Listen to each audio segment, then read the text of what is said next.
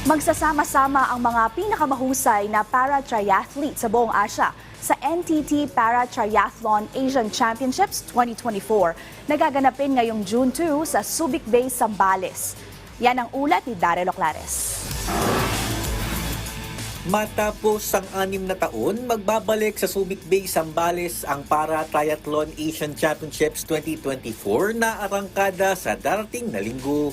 Kabuang 33 para-triathletes mula sa 7 bansa sa Asya ang may kiisa sa nasabing multi-sport race na kinabibilangan ng 750-meter swim, 20-kilometer bike at 5-kilometer run. Ayon kay Triathlon Association of the Philippines Secretary General Sarita Safra, matinding kompetisyon ang aasahan sa Asian Championships, lalo na't kasali ang mga para-triathletes na posibleng makasama sa Paris Paralympics.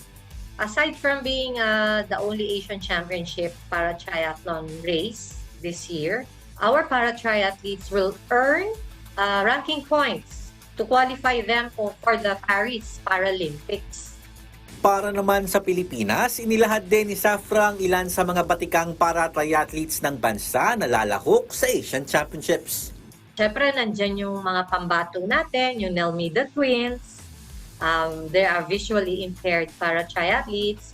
And then, nandiyan sila Alex Silverio, sila Jake Lacaba, Raul, sila Edwin. So, we also have 2 new para-triathletes who are up for para-classification.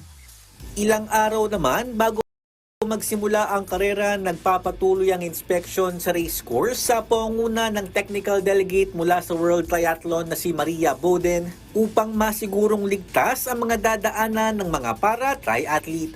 Daryl Oclares para sa Pambansang TV sa Bagong Pilipinas.